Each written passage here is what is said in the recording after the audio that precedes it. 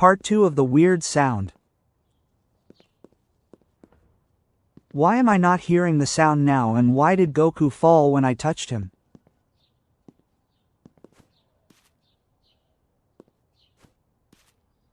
I'm scared.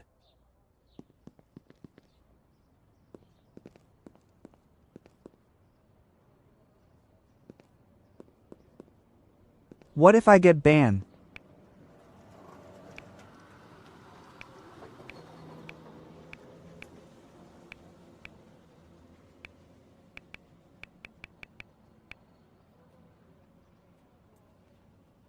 What?